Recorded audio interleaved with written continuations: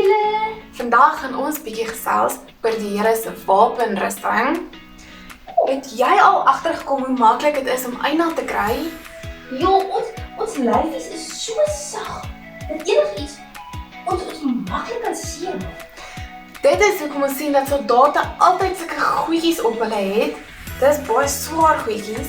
Dit word 'n wapenrusting genoem.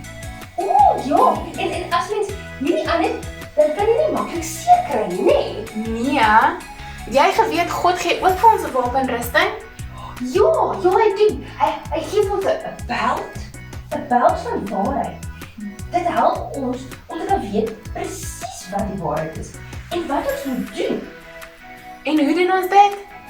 Deur die Bybel te lees. Dan kry ons hoor dat dinge so oor jou bors gaan en oor jou maag gaan. Dit beskerm ons hartjie, sodat niemand ons kan seermaak nie. En God gee ook vir ons skoene om aan te trek wat vir ons vertel dat ons altyd ander mense moet vergewe. Maar hoekom kan ons nie kwaad bly vir ander mense nie? Ons mag nie, want God vergewe ons. En hy bly nog nooit kwaad vir ons nie, en daarom moet ons ook ander altyd vergewe. Nou wat is hierdie groot ding? Dit word genoem 'n skild. 'n Skild? Dit beskerm ons teen enige iets wat op ons pad kom, wat ons wil uitdam. Ons het nou iets wat ons maagie beskerm en ons het nou iets wat ons voete kom. Maar wat van ons koppe? Is ons koppe nie belangrik nie? Ja, ons koppe is die belangrikste. Dit is waar al ons soet en stout idees vandaan kom.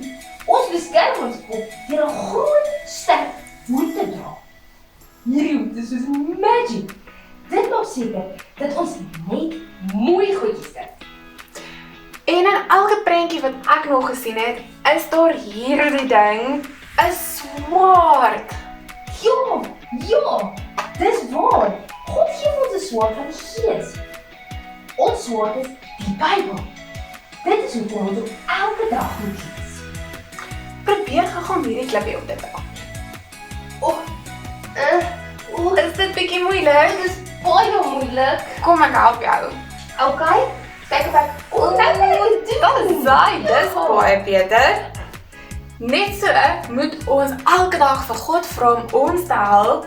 Dit help nie ons trek al hierdie mooi goedjies aan, maar God help ons nie. Dan help hierdie goedjies ons niks nie.